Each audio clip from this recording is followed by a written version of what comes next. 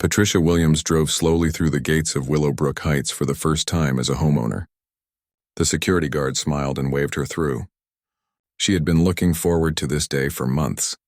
After 15 long years working as a federal judge, she finally had her dream home. The neighborhood was everything the real estate agent had promised. Big houses sat on large lots with perfect green lawns. The trees were old and tall, creating shade over the wide streets. Children rode bikes on the sidewalks while their parents watched from front porches. It looked like something from a magazine. Patricia parked her car in the driveway of her new house. It was a beautiful 2-story home with white columns and a red brick front. She had saved for years to afford this place. The house had 4 bedrooms, 3 bathrooms, and a big backyard where she planned to plant a garden. As she got out of her car, Patricia noticed a man across the street watching her. He was white, maybe in his 60s, with gray hair and a serious face. He stood on his front lawn holding a garden hose, but he was not watering anything. He was just staring at her. Patricia waved at him with a friendly smile. The man did not wave back. Instead, he turned around and walked into his house. Patricia thought that was strange, but she did not worry about it too much. Maybe he was just shy. She spent the rest of the day moving boxes from the truck into her new home. The moving men worked hard in the hot sun. Patricia offered them cold water and thanked them for their help. As they worked, she noticed more neighbors coming outside to watch. Some pretended to check their mail or water their plants, but they were really looking at her. A woman with blonde hair walked her small dog past Patricia's house 3 times in 1 hour. Each time she slowed down and stared. An older man in a golf cart drove by twice, turning his head to look at Patricia's moving truck. Even the teenagers on bikes seemed to ride past more often than normal. Patricia had experienced this before. As one of the few black federal judges in the state, she was used to being the only black person in many places. She had learned to ignore the stares and focus on her work. But this felt different. This was supposed to be her home, her safe place. By evening, most of her boxes were inside. Patricia stood on her front porch and looked around the neighborhood. The street was quiet now. Porch lights were coming on as the sun started to set. It really was a beautiful place. That night, Patricia could not sleep well. She kept thinking about the man with the garden hose and all the staring neighbors. Maybe she was being too sensitive. Maybe they were just curious about their new neighbor. She decided to give them time to get used to her. The next morning, Patricia woke up early and made coffee. She had taken a few days off work to get settled in her new home. As she looked out her kitchen window, she saw the same man from yesterday. He was standing in his yard again, this time holding a clipboard and writing something down while looking at her house. Patricia watched him for a few minutes. The man walked around his yard, but his eyes kept moving back to her house. He wrote more notes on his clipboard. Then he walked across the street and stood at the edge of her property line. He was looking at her mailbox and taking more notes. This made Patricia uncomfortable. She had dealt with difficult people before in her job as a judge, but this felt personal. She decided to go outside and introduce herself. Maybe if they talked, things would get better. Patricia walked outside and called out, "Good morning. I'm Patricia Williams, your new neighbor." The man looked up from his clipboard. His face was not friendly. "I'm Richard Blackwell," he said in a cold voice. "I'm the president of the Homeowners Association." "Nice to meet you, Richard," Patricia said, walking closer. "I'm excited to be part of this community." Richard did not smile. "We have rules here," he said. "Strict rules. Everyone must follow them exactly." "Of course," Patricia replied. "I read all the HOA documents before I bought the house. I plan to follow all the rules." Richard looked at her mailbox. "Your mailbox is the wrong color," he said, writing on his clipboard. Patricia looked at her mailbox. It was black, just like every other mailbox on the street. "It looks the same as everyone else's to me," she said. "It's the wrong shade of black," Richard said without looking up. "The HOA rules say mailboxes must be midnight black." "Yours is charcoal black," Patricia stared at him. She could not tell any difference between her mailbox and the others. "Are you sure? They all look the same to me." Richard finished writing and looked at her with cold eyes. "I've been managing this neighborhood for 8 years. I know the rules better than anyone. You'll receive a violation notice in the mail." He turned and walked back to his house without saying goodbye. Patricia stood there feeling confused and angry. The mailboxes all looked exactly the same to her. How could Richard tell the difference between midnight black and charcoal black? As the days passed, Patricia started to understand that Richard Blackwell was going to be a problem. She saw him walking around the neighborhood every morning with his clipboard. He always seemed to be near her house taking notes and measuring things. Other neighbors were friendly enough when they talked to her, but Patricia could tell they were uncomfortable.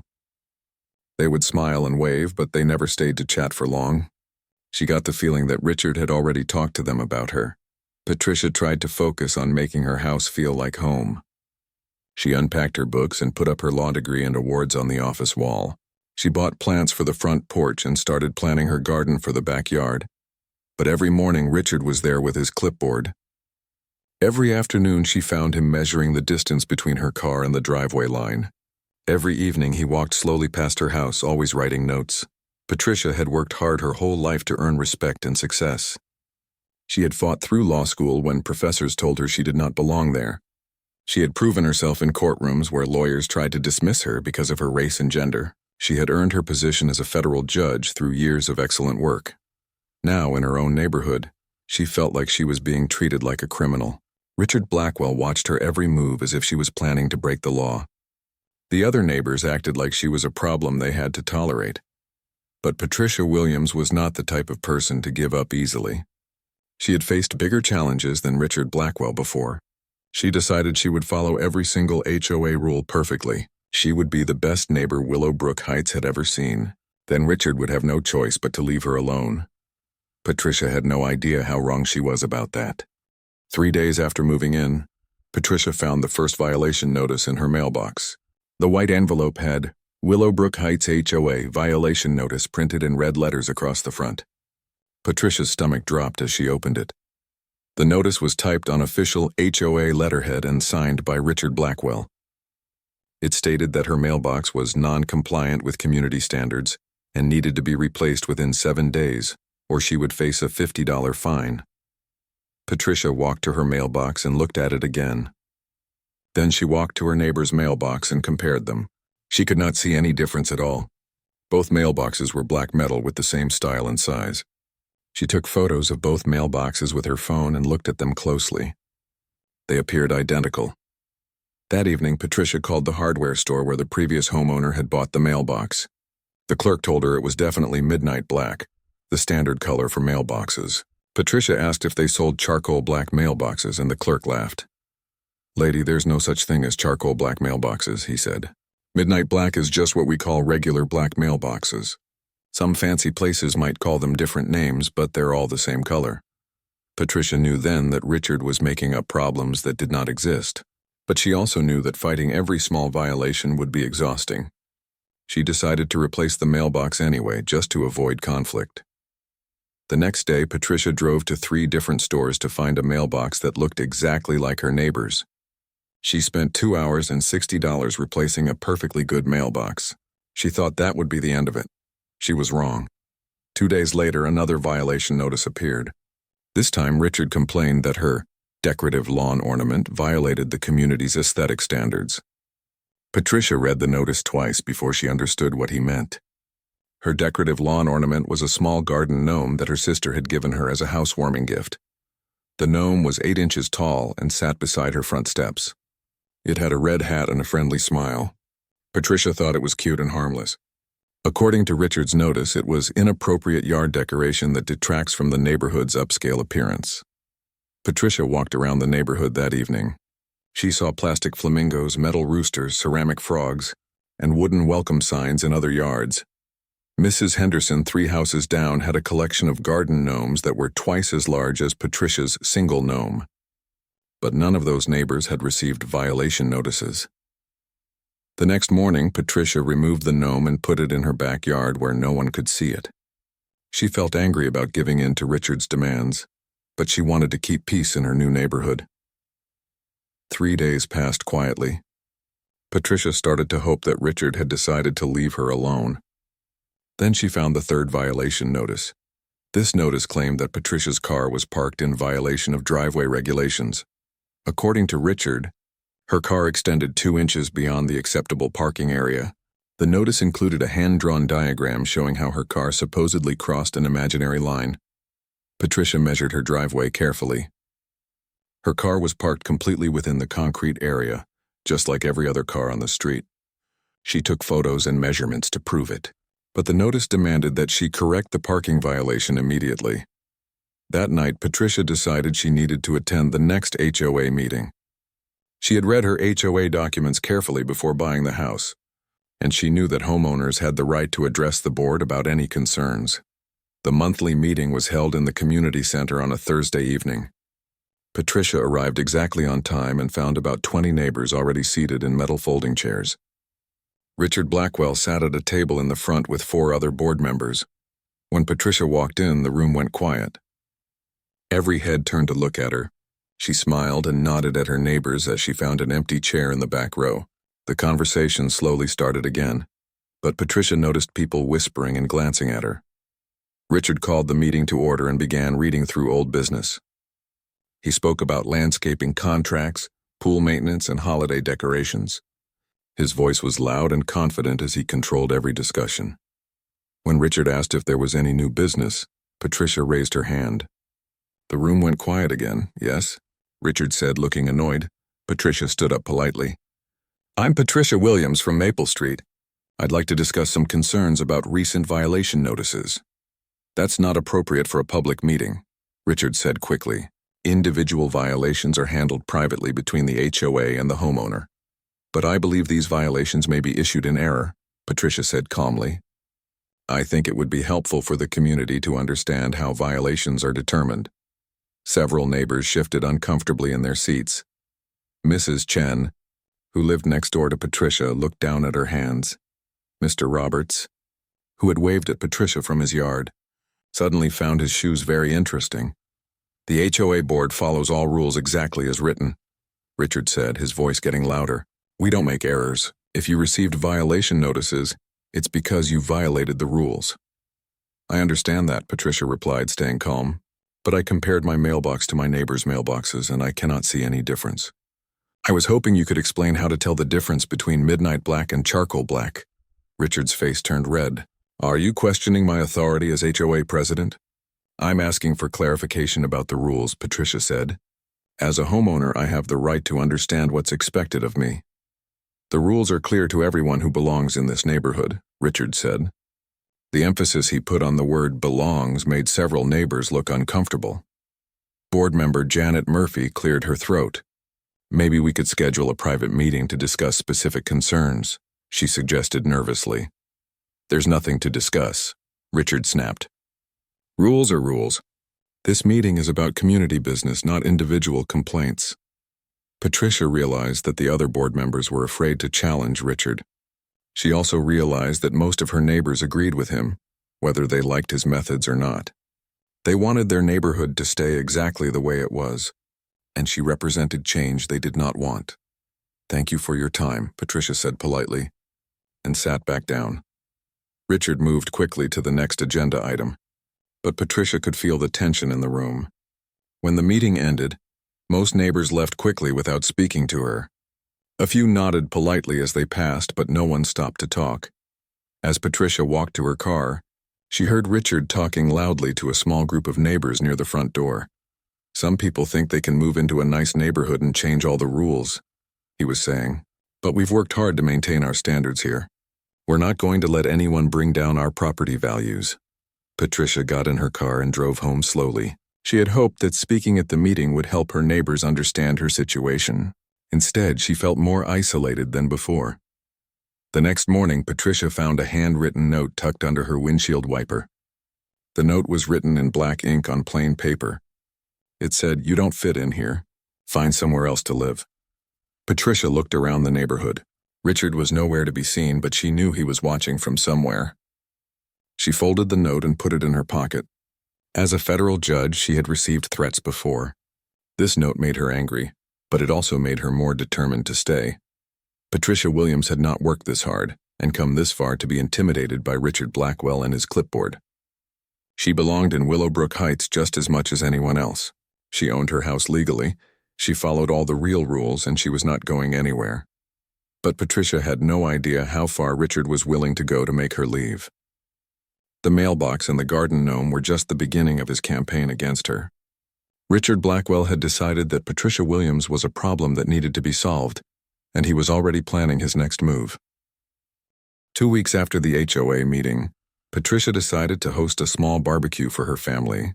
Her sister Maria was coming to visit with her husband and 2 children. Patricia had not seen her nephews in months, and she was excited to show them her new home and backyard. Patricia spent Saturday morning preparing for the barbecue. She cleaned her grill, bought hamburgers and hot dogs, and set up a table on her back patio.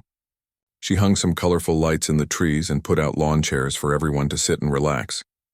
Maria's family arrived at 2 o'clock in the afternoon. The boys, ages 8 and 10, were excited to explore their aunt's new house and big backyard. Patricia gave them a tour and showed them where they could play safely. "This place is amazing, Aunt Patricia," said 10-year-old Marcus. "You have so much space here. And look at all these trees," added 8-year-old James. "Can we climb them?" Patricia laughed. "Let's start with the swing I hung from that big oak tree," she said, pointing to the backyard. "You can try tree climbing later if your mom says it's okay." The afternoon was perfect. Patricia's brother-in-law grilled hamburgers while Maria and Patricia caught up on family news. The boys played on the swing and threw a football in the backyard.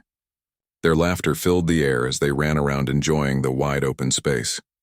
Around 4 o'clock, Patricia noticed Richard Blackwell standing at his fence watching them. He had his clipboard in his hand as usual, and he was writing notes while staring at her backyard. Patricia waved at him, but he did not wave back. "Who's that man?" Maria asked, following Patricia's gaze. "That's Richard Blackwell, the HOA president," Patricia explained. "He's been watching everything I do since I moved in." "That's weird," Maria said. "Why is he so interested in your barbecue?" Patricia shrugged. "He seems to think I'm going to break some rule. I've read the HOA documents 10 times. There's nothing about barbecues or family gatherings." As the afternoon continued, Patricia noticed Richard walking around his yard more often. He kept looking over the fence and writing on his clipboard. Sometimes he held his phone up like he was taking pictures or recording video. At 6 o'clock, Patricia's family gathered around the picnic table to eat dinner. The boys were telling jokes and laughing loudly. Maria and her husband were sharing stories about their recent vacation. Patricia felt happy and relaxed for the first time since moving to Willowbrook Heights. That happiness did not last long. At 6:30, Patricia heard sirens coming down her street.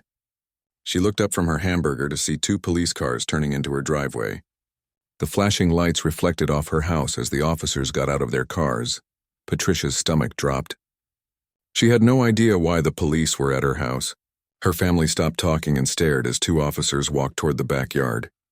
"Excuse me, ma'am," called one of the officers. "We received a complaint about a loud, disruptive party at this address." Patricia stood up, confused. "A party? Officer, this is just a family barbecue. We're not being loud or disruptive." The officer looked around the backyard. He saw a small family eating dinner at a picnic table. 2 young boys sat quietly next to their parents. There was no loud music, no drinking, and no crowd of people. "How many people are here?" the officer asked. 5 people total," Patricia answered. "My sister and her family came to visit my new house." The second officer walked around the yard looking for signs of a large party. He saw lawn chairs, a grill, and some string lights. Everything was neat and quiet. "Ma'am, someone called and reported a loud party with suspicious activity," the first officer said. "They said there were lots of people here making noise and possibly doing illegal things." Patricia felt her face get hot with anger. "Officer, as you can see, there's no party here. Someone made a false report." The boys looked scared. Maria put her arms around them and whispered that everything was okay. Her husband stood up and moved closer to his family. "Who made the report?" Patricia asked. "We can't give out that information," the officer replied. "But we can see this is just a normal family gathering. You're not doing anything wrong." Both officers looked embarrassed. They had clearly expected to find a wild party, not a quiet family dinner. They apologized for bothering Patricia and walked back to their cars. As the police cars drove away, Patricia looked across the yard and saw Richard Blackwell standing at his fence. He was not trying to hide anymore. He stood there looking right at her with a satisfied smile on his face. Patricia was furious. She walked across the yard toward Richard's fence. "Did you call the police on my family barbecue?" she demanded. Richard smiled coldly. "I called about a loud, disruptive party with suspicious activity," he said. "Just like any responsible neighbor would do." "There was no party," Patricia said, trying to keep her voice calm. There were 5 people eating dinner in my backyard. I saw lots of people coming and going, Richard lied. I heard loud music and shouting. I even saw suspicious behavior that looked like drug activity. Patricia could not believe what she was hearing. Drug activity? Richard, those are children playing in my backyard. I know what I saw, Richard said. This is a quiet family neighborhood. We don't want that kind of activity here. What kind of activity?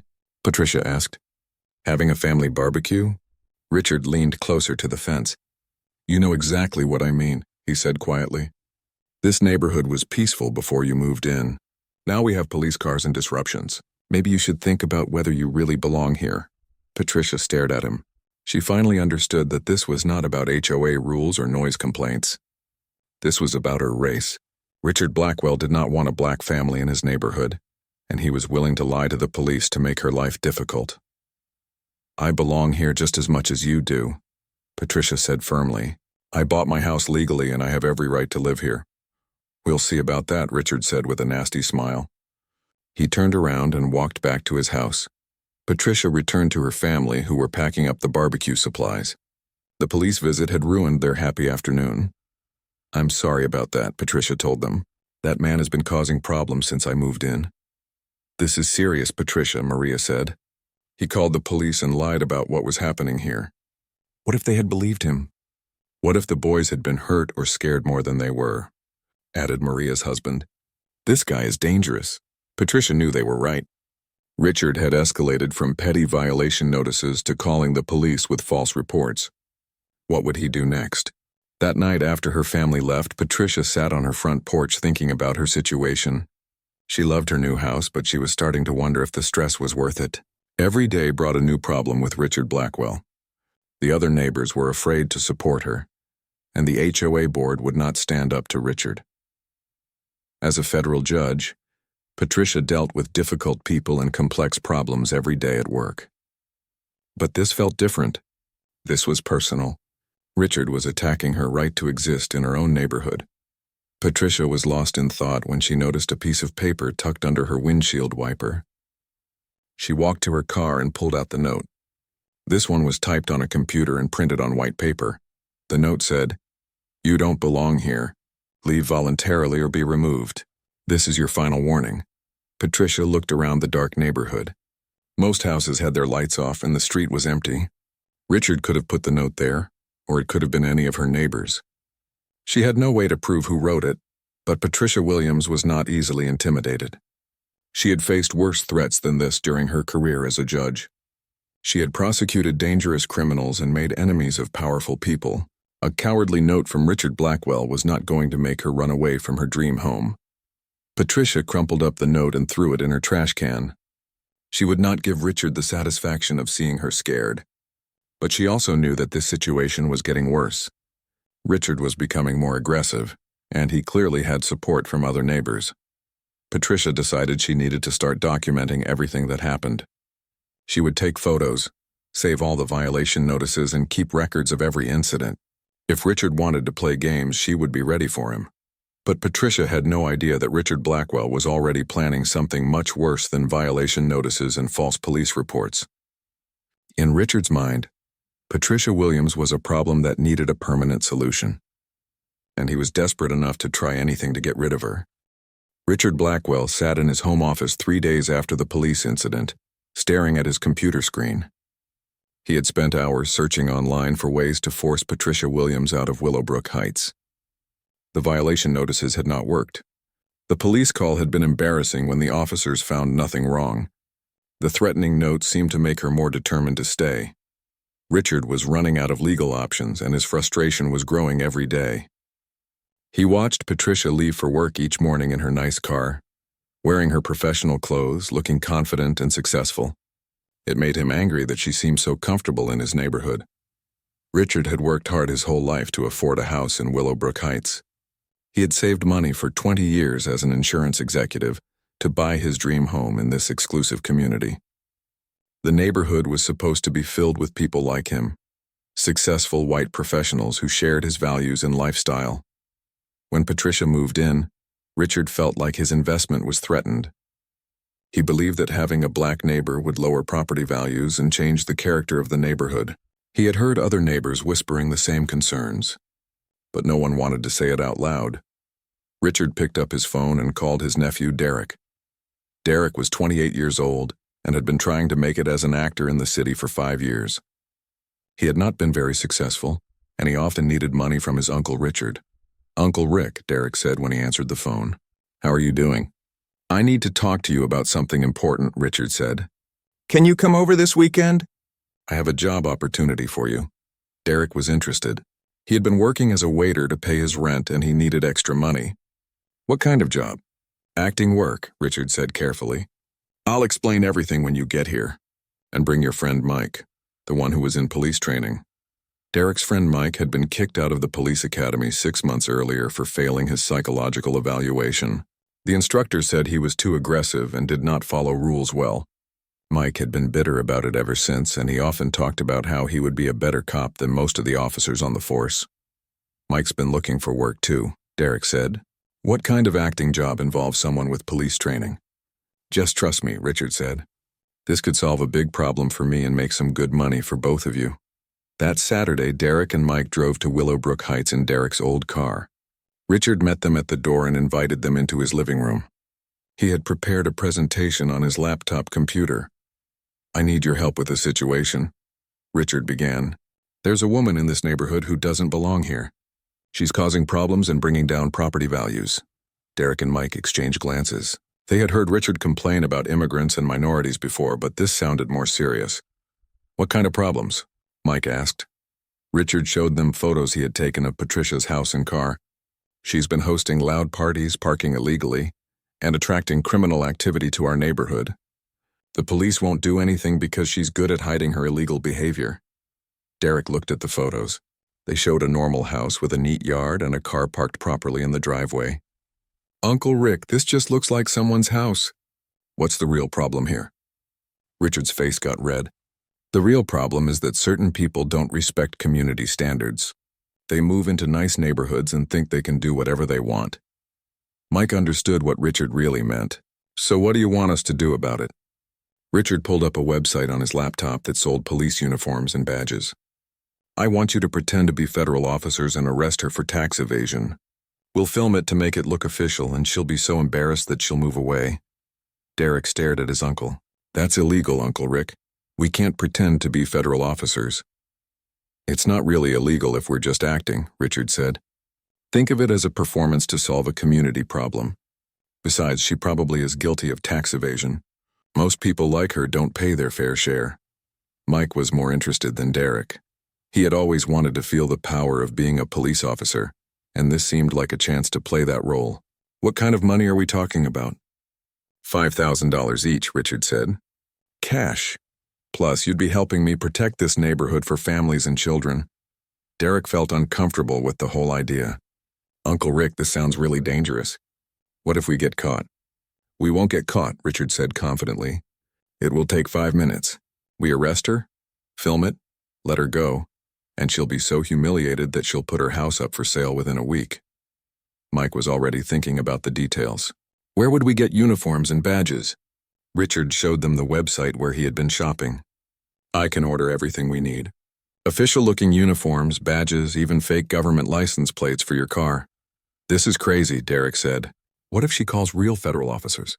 What if she knows we're fake?" "She's just a regular person," Richard lied. "She won't know the difference between real and fake officers.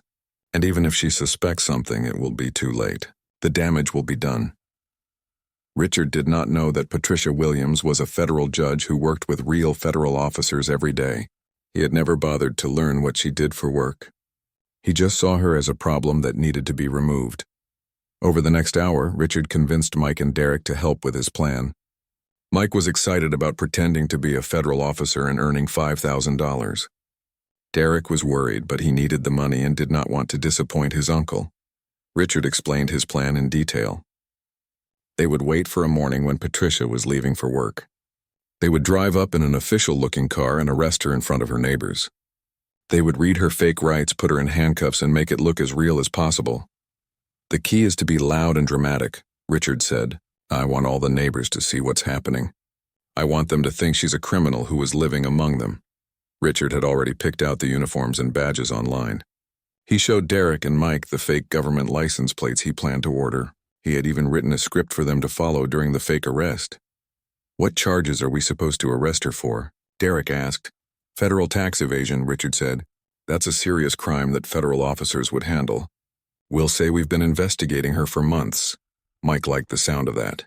"What if she resists arrest?" "She won't resist," Richard said. "She'll be too shocked to fight back. But if she does, just use whatever force is necessary to control the situation." Derek felt more and more uncomfortable as his uncle talked about using force. "Uncle Rick, this is starting to sound like we could really hurt someone." "We're not going to hurt anyone," Richard said. "We're just going to scare her enough to make her leave. Think of it as a public service." Richard spent the rest of the afternoon going over the plan with Derek and Mike.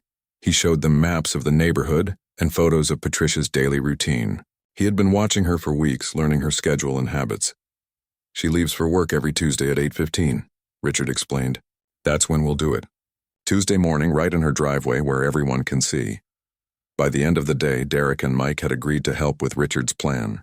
Derek was still worried, but Richard had convinced him that it was just acting and that no one would get hurt. Mike was excited about the chance to play a federal officer and earn easy money. Richard placed the orders for uniforms, badges, and license plates that night. Everything would arrive within a week, giving them time to prepare for the fake arrest. "This is going to work perfectly," Richard told himself as he went to sleep that night. "Patricia Williams will be so embarrassed and scared that she'll be gone within a month." Richard had no idea that his plan would backfire in the worst possible way. He did not know that Patricia was a federal judge who could spot fake officers immediately. He did not know that impersonating federal officers was a serious felony that could send him to prison for years. All Richard knew was that he wanted Patricia Williams out of his neighborhood, and he was willing to break the law to make it happen. In his mind, he was protecting his community from an unwanted intruder. In reality, he was about to destroy his own life and the lives of his nephew and his friend. The countdown to disaster had begun, and Richard Blackwell was too blinded by his hatred to see what was coming. Tuesday morning started like any other day for Patricia Williams. She woke up at 6:30, made coffee, and read the news on her tablet while eating breakfast. She had an important court hearing at 10 o'clock, so she wanted to arrive at the courthouse early to review her notes. Patricia chose her navy blue suit and comfortable black shoes. As a federal judge, she always dressed professionally and arrived at court prepared. She had been looking forward to this particular case because it involved protecting workers' rights, something she cared deeply about. At 8 o'clock, Patricia gathered her briefcase and car keys.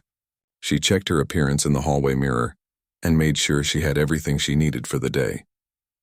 Outside, she could hear the sounds of a normal Tuesday morning in Willowbrook Heights. Children waiting for school buses, cars starting up, and neighbors beginning their daily routines. Patricia walked to her garage and pressed the button to open the door.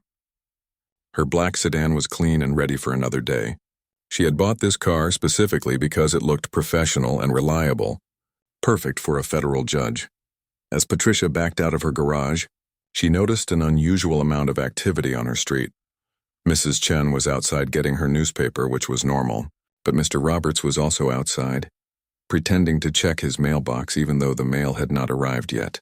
The teenage boy from 2 houses down was riding his bike in slow circles on the sidewalk. Patricia thought it was strange that so many neighbors were outside at the same time, but she did not worry about it. She was focused on getting to court on time for her hearing. Patricia had just finished backing out of her driveway when a large black SUV with tinted windows turned onto her street. The SUV had government license plates and official-looking markings on the doors. Patricia glanced at it briefly, thinking it might be a federal vehicle conducting some kind of business in the neighborhood. The SUV pulled up behind Patricia's car, blocking her in the driveway. 2 men in dark blue uniforms got out quickly and walked toward her car with serious expressions on their faces. Patricia rolled down her window, confused about what was happening. The men looked like federal officers, but something felt wrong about the situation. "Ma'am, turn off your engine and step out of the vehicle," commanded the taller man. He was young, maybe in his late 20s, with nervous eyes that did not match his authoritative voice. "Excuse me?" Patricia said. "Is there a problem, officers?" Federal agents, the second man corrected her loudly. We have a warrant for your arrest. Turn off the engine and step out of the car immediately. Patricia's heart started beating faster. As a federal judge, she worked with real federal agents regularly. Something about these two men seemed off, but she could not put her finger on what it was. Patricia turned off her car and stepped out slowly. May I see your identification and the warrant? She asked calmly. The first man, Derek, pulled out a badge and flashed it quickly. Agent Johnson, FBI, he said. You're under arrest for federal tax evasion. Patricia tried to get a better look at the badge, but Derek put it away too quickly. In her years as a judge, she had seen hundreds of FBI badges, and something about this one looked wrong. I need to see the warrant, Patricia said firmly. I have the right to examine any warrant before an arrest. The second man, Mike, moved closer to Patricia. You have the right to remain silent, he began reciting in a loud voice. Anything you say can and will be used against you in a court of law. Patricia noticed that neighbors were coming out of their houses to watch. Mrs. Chen stood on her front porch with her hand over her mouth. Mr. Roberts had his phone out recording the scene. The teenager on the bike had stopped to stare. You have the right to an attorney, Mike continued. If you cannot afford an attorney, one will be appointed for you. As Mike recited the Miranda rights, Patricia studied his uniform and badge more carefully. The uniform looked authentic, but there were small details that seemed wrong. The badge said Federal Marshal, but it was spelled incorrectly, Mashal instead of Marshal. Officers, I need to see proper identification and paperwork before we proceed, Patricia said, using her most authoritative judge voice. Derek was getting nervous. His uncle Richard had said this would be quick and easy, but Patricia was asking too many questions. Ma'am, we have our orders. You need to cooperate with this arrest. What specific charges am I being arrested for? Patricia asked. And which federal agency are you with? You said FBI, but your badges say Federal Marshal. Mike and Derek looked at each other nervously. They had not prepared for detailed questions about their fake identities. We're with a joint task force, Mike said, making up an answer. Multiple agencies are involved in your case. Patricia knew that was nonsense. Federal agencies did not work that way, and joint task force members always carried proper identification. She was becoming more certain that these men were not real federal officers. I'm going to need to see a warrant with a judge's signature, Patricia said firmly. No federal arrest can proceed without proper paperwork. Derek was sweating now. Richard had told them that Patricia would be too shocked to ask questions. Instead, she was acting like she knew more about federal law than they did. Ma'am, you're resisting arrest, Mike said, reaching for Patricia's arm. We need you to put your hands behind your back. Patricia stepped back from Mike's reach. I'm not resisting anything. I'm exercising my legal rights to examine your credentials and warrant. You don't have any rights when you're being arrested for federal crimes, Derek said, repeating something he had heard on a TV show. Patricia almost laughed at that statement. These men clearly had no idea how federal arrests actually worked. She decided to test them further. Which federal courthouse will I be taken to for my hearing? Patricia asked. The main one downtown? Mike answered vaguely. Which district court? Patricia pressed. What's the name of the federal building? Derek and Mike looked at each other blankly. They had no idea what she was talking about. What judge signed the warrant? Patricia continued. I have the right to know. Look, lady, Mike said, getting frustrated. We don't have time for all these questions. You're coming with us right now. Mike grabbed Patricia's arm roughly and tried to pull her toward the SUV. That was when Patricia knew for certain that these men were not real federal officers. Real agents would never handle a situation this way. Patricia pulled her arm free and stepped back. Get your hands off me, she said loudly. You are not federal officers. The neighbors who were watching started murmuring to each other. Some of them moved closer to get a better view of what was happening. We're federal agents conducting an official arrest, Derek said desperately. Everyone needs to stay back. Patricia pulled out her cell phone. I'm calling the real federal marshals to report this impersonation. You can't make phone calls during an arrest, Mike said, trying to grab the phone from her hand. Patricia held the phone away from him. Federal suspects have the right to make phone calls. The fact that you don't know that proves you're not real officers. Derek was panicking now. This was supposed to be simple, but everything was going wrong. Patricia was not acting scared or confused like Richard had predicted. Instead, she was acting like she knew more about federal law than they did. "Ma'am, you need to come with us right now," Derek said, trying to sound official. "We have our orders." "Orders from whom?" Patricia demanded. "What federal prosecutor authorized this arrest? What federal judge signed the warrant?" Mike and Derek could not answer any of her questions. They looked at each other nervously, realizing that their plan was falling apart. Patricia speed-dialed a number on her phone. As a federal judge, she had the direct phone number for the federal marshal's office. She called them regularly for courthouse security issues. Marshal Davidson's office answered a familiar voice. "Tom, this is Judge Williams," Patricia said loudly so everyone could hear. "I have 2 men at my house claiming to be federal agents trying to arrest me. Can you confirm if there are any federal warrants or operations involving me?" Derek and Mike heard Patricia identify herself as a judge. Their faces went white with terror. They had just tried to arrest a federal judge while impersonating federal officers.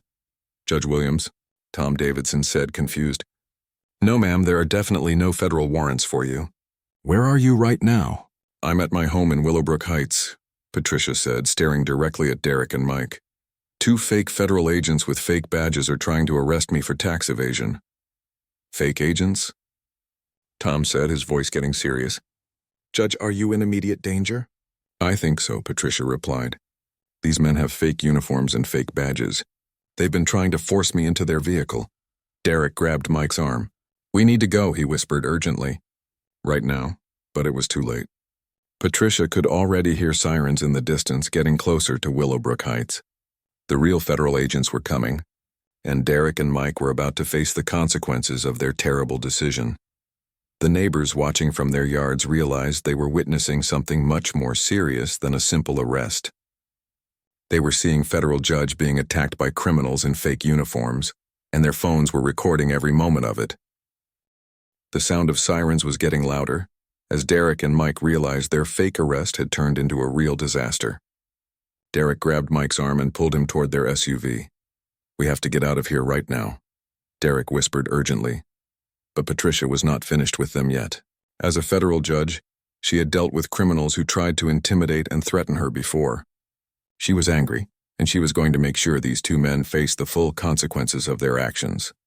"Tom, they're trying to leave the scene," Patricia said into her phone, speaking loudly so the fake agents could hear. "I need you to send units to block the exits from Willowbrook Heights."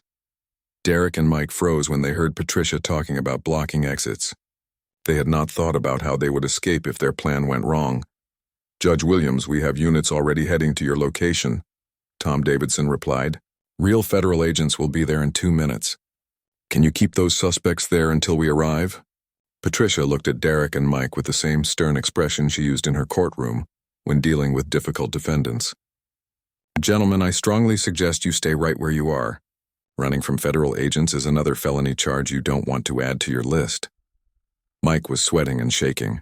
"Derek, your uncle said this would be easy. He said she was just a regular person who wouldn't know the difference." Derek's face went pale. Mike had just admitted that someone else was involved in planning this fake arrest. Patricia heard every word, and so did the neighbors who were still recording with their phones. "My uncle," Derek said desperately. "I don't know what you're talking about." "Your Uncle Richard set this whole thing up," Mike said, too panicked to think clearly. "He's the one who wanted us to scare her into moving away." Patricia felt a surge of satisfaction. She had suspected that Richard Blackwell was behind this scheme, but now she had confirmation from one of the fake agents themselves. "So Richard Blackwell paid you to impersonate federal officers and threaten me?" Patricia asked, making sure her phone was still recording the conversation. "We weren't trying to threaten anyone," Derek said weakly. "We were just supposed to arrest you and film it." "Film it?" Patricia repeated. "For what purpose?" Mike was too scared to keep lying. "To embarrass you so you would move out of the neighborhood." The neighbors who were watching started murmuring to each other in shock. Mrs. Chen gasped and covered her mouth. Mr. Roberts stopped recording and stared at the fake agents in disbelief. Patricia could hardly believe what she was hearing. "You committed federal crimes to try to force me out of my home because Richard Blackwell doesn't want me as a neighbor?" "It was supposed to be fake," Derek said desperately. "We weren't going to really arrest you. We were just going to pretend." "Pretending to be federal officers is a real crime," Patricia explained using her patient judge voice. Impersonating federal agents is a felony punishable by up to 3 years in prison. Derek and Mike looked at each other in horror. Neither of them had realized how serious their crime was. Richard had convinced them it was just acting, but Patricia was telling them they could go to prison for years. The sirens were very close now. Patricia could see the first federal vehicle turning onto her street, followed by 2 more cars with flashing lights.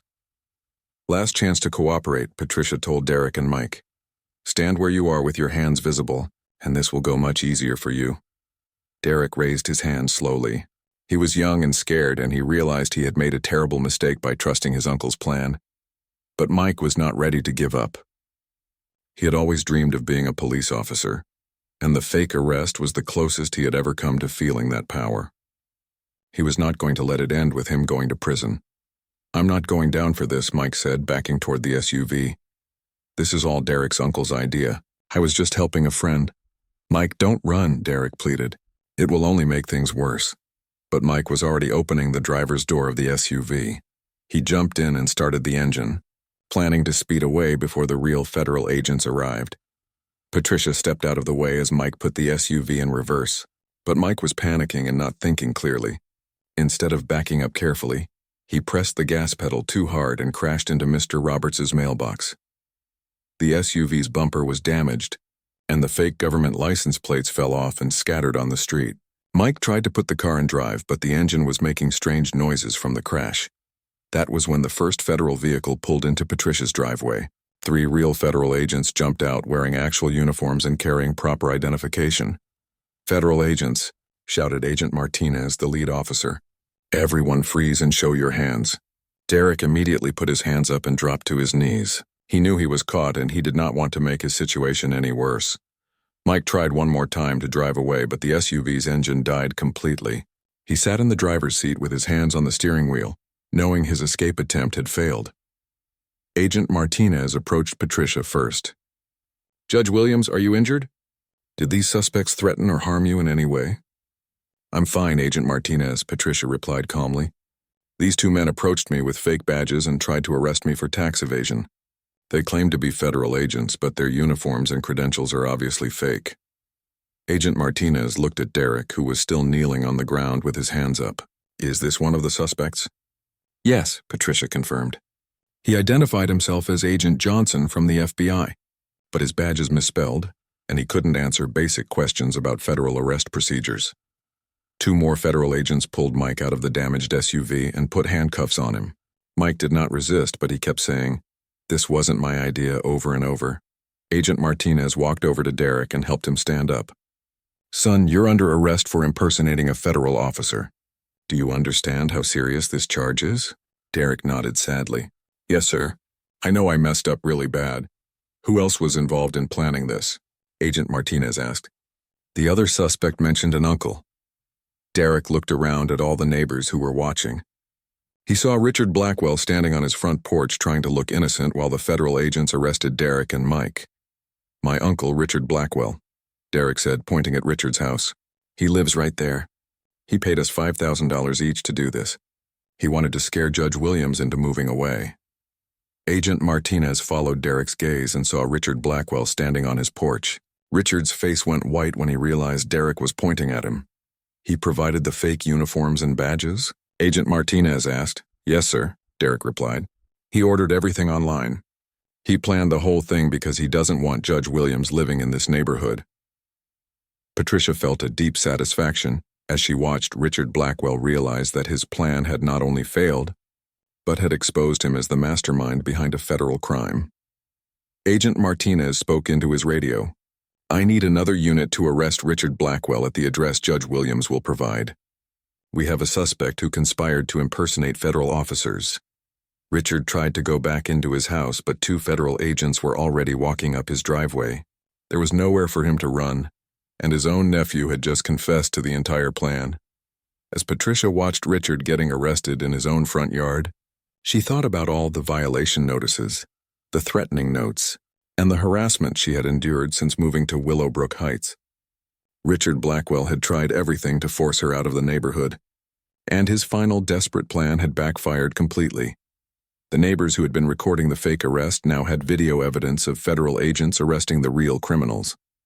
The news crews would arrive soon, and the whole country would learn about the HOA president who tried to use fake federal agents to intimidate his black neighbor. Patricia Williams had come to Willowbrook Heights looking for a peaceful place to live. Instead, she had exposed a criminal conspiracy and proven that no one was above the law, not even HOA presidents who thought they could control their neighborhoods.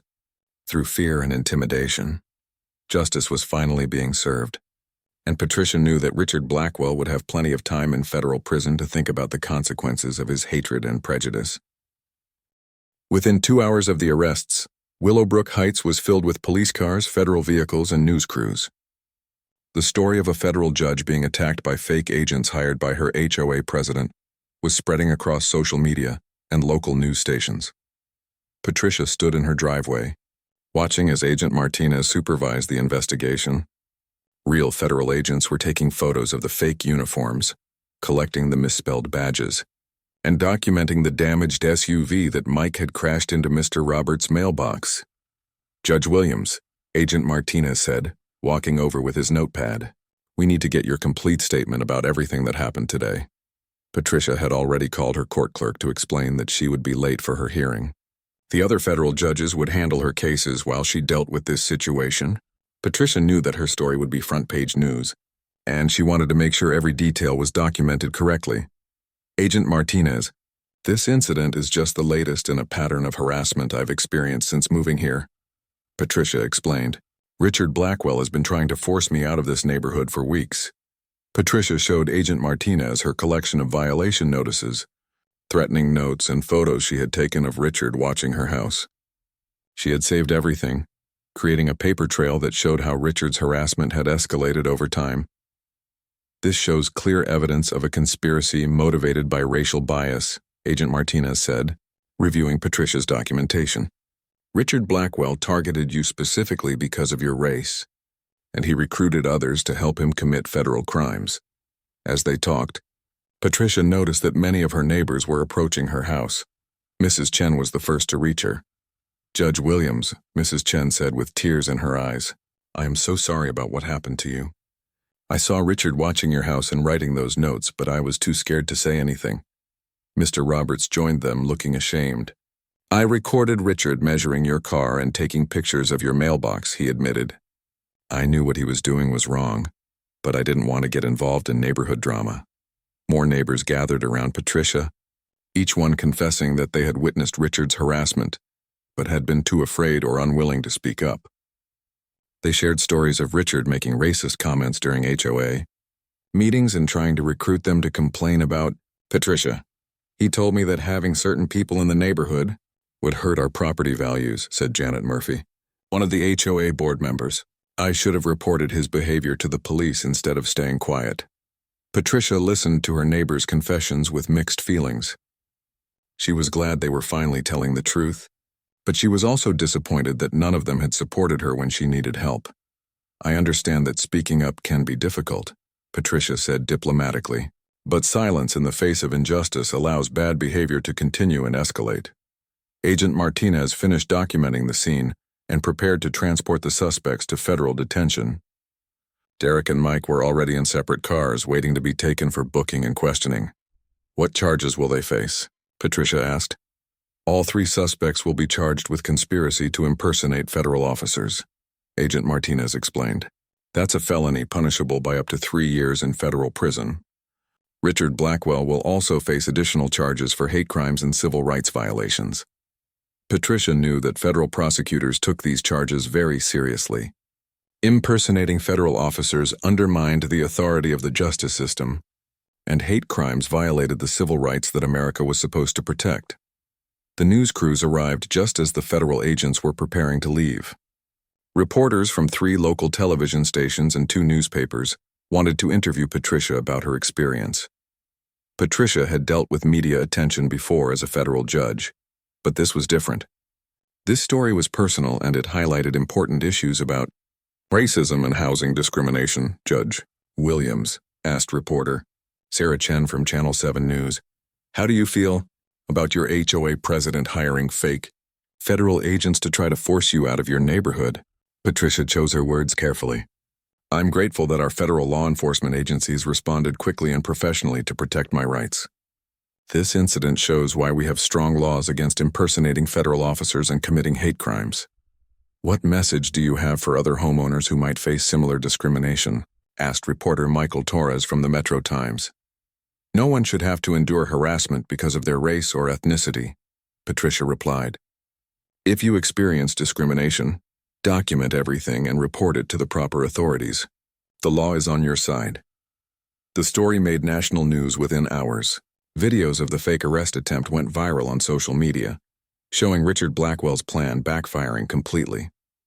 Legal experts appeared on television to explain how serious the charges were and how much prison time the suspects could face. 3 days later, Patricia attended the federal courthouse for the suspect's initial hearing. As a judge, she normally would not attend proceedings as a victim, but she wanted to see justice served for the crimes committed against her. Derek Blackwell was the first to appear before federal judge Robert Chen. Derek's lawyer had already negotiated a plea deal in exchange for his cooperation against his uncle Richard, Your Honor, Derek said when asked to speak. I want to apologize to Judge Williams for what I did.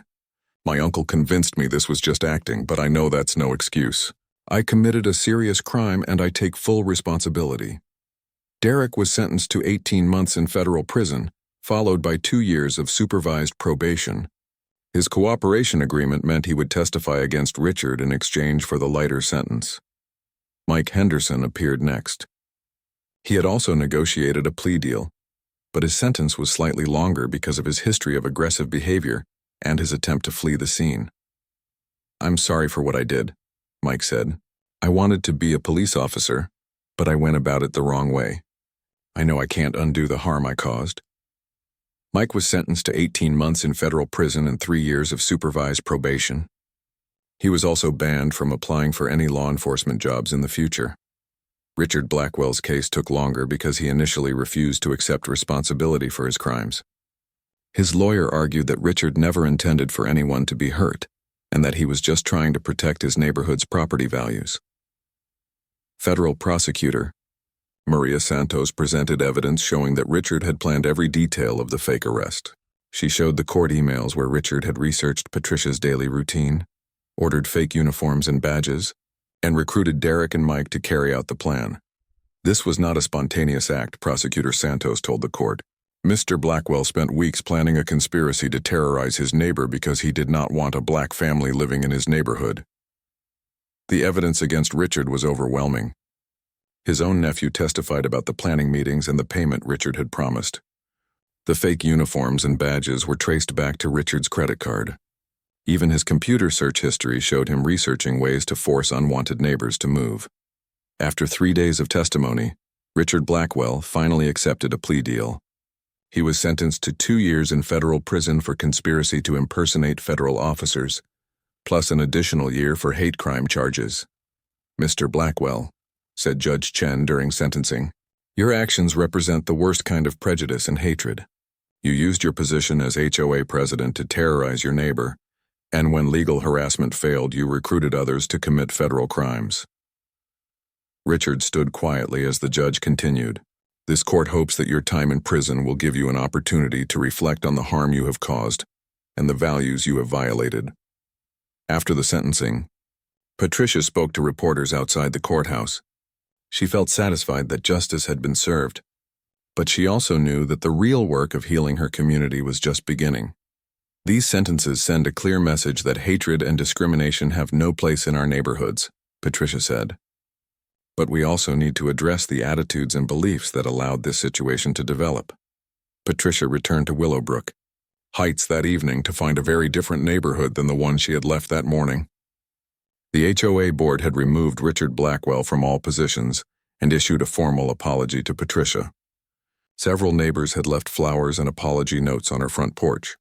The story had embarrassed the entire community, but it had also forced residents to confront their own prejudices and the culture of silence that had allowed Richard's harassment to continue unchecked.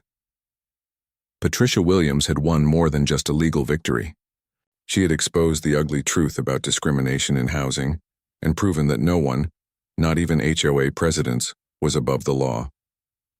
6 months after Richard Blackwell's sentencing, Patricia Williams stood in her backyard garden, admiring the tomatoes and roses she had planted in the spring. The garden had grown beautifully, just like her relationship with the Willowbrook Heights community. The transformation had not happened overnight. After the national news coverage of the fake arrest incident, Willowbrook Heights had become known as the neighborhood where an HOA president hired fake federal agents to harass his black neighbor. Property values dropped temporarily as potential buyers worried about the community's reputation. But instead of hiding from their problems, the residents had decided to face them directly. The HOA board had immediately fired their management company and implemented new policies to prevent discrimination and harassment. "We were embarrassed by what happened," explained Janet Murphy, who had become the new HOA president after Richard's arrest. "But we realized this was an opportunity to build the kind of community we actually wanted to live in."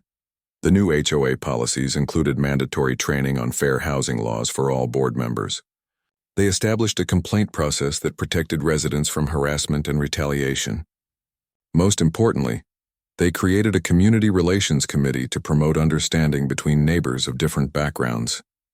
Patricia had been asked to serve on the committee, and she had agreed to help design educational programs about civil rights and housing discrimination. She used her experience as a federal judge to help her neighbors understand the legal and moral importance of treating everyone fairly.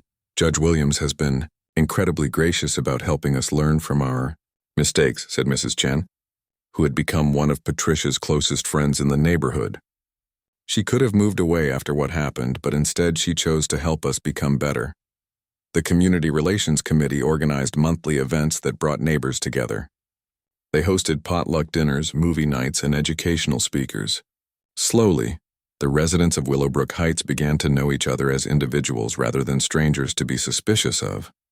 Patricia's story had also inspired changes beyond her neighborhood. She was invited to speak at conferences about housing discrimination and hate crimes. Law schools asked her to lecture about the intersection of civil rights and federal law. Housing advocacy groups used her case as an example of how to document harassment and seek justice. The fake arrest incident was terrible, but it led to important conversations about racism and discrimination. Patricia explained to a group of law students, "Sometimes it takes a dramatic event to force people to confront uncomfortable truths about their communities." Patricia had also used her experience to push for stronger hate crime legislation at the federal level. She worked with other judges and legal experts to propose new laws that would make it easier to prosecute housing discrimination and protect victims of racially motivated harassment. The case had established important legal precedents as well. Federal prosecutors now had a clear example of how to charge conspiracies involving impersonation of federal officers combined with hate crimes. Law enforcement agencies used Patricia's case to train officers on recognizing and investigating housing discrimination. Derek Blackwell had been released from prison after serving 14 months of his sentence. He had used his time in federal detention to earn his GED and complete anger management counseling. When he was released, he wrote a letter to Patricia apologizing for his role in his uncle's plan. "I know I can't undo what I did," Derek wrote, "but I want you to know that meeting you changed my understanding of how my actions affect other people. I'm trying to become a better person, and I hope someday I can make a positive contribution to society." Patricia had responded to Derek's letter with encouragement for his rehabilitation.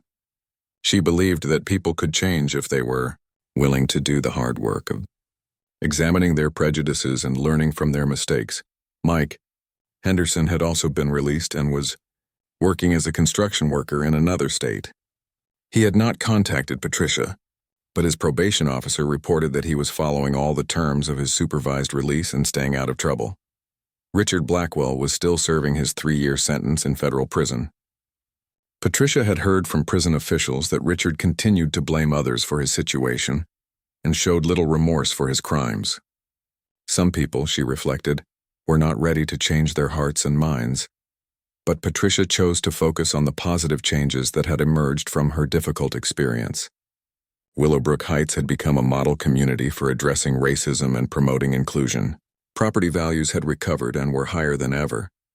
proving that diversity and tolerance actually strengthened neighborhoods rather than weakening them. Patricia's own life had also changed in unexpected ways. The national attention from her case had led to opportunities to make a broader impact on civil rights and justice.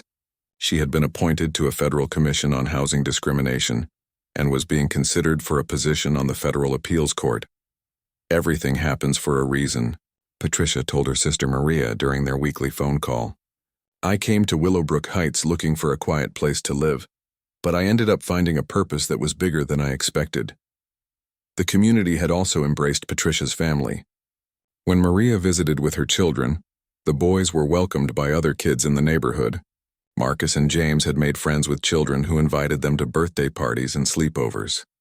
Aunt Patricia, your neighborhood is awesome now, 10-year-old Marcus told her during a recent visit. All the kids here are really nice and Mrs. Chen makes the best cookies. Patricia smiled, remembering how different things had been just 6 months earlier. The same neighbors who had watched Richard harass her were now some of her strongest supporters and closest friends. The garden gnome that had caused Patricia's second HOA violation was now displayed proudly in her front yard, surrounded by flowers and welcomed by neighbors who stopped to admire her gardening skills. The mailbox that Richard had claimed was the wrong color had become a neighborhood landmark, with visitors taking photos of the spot where federal agents had arrested fake officers. On quiet Sunday mornings, Patricia liked to sit on her front porch with her coffee and newspaper, watching children ride bikes on the sidewalk while their parents chatted on front lawns. It was the peaceful neighborhood scene she had always wanted, but it was even better because it had been built through honest communication and mutual respect rather than fear and exclusion. Patricia Williams had learned that true community was not about keeping certain people out, but about welcoming everyone in. She had faced hatred and discrimination, but she had responded with courage and dignity. In the end, she had not only found her place in Willowbrook Heights, she had helped create a better place for everyone who lived there.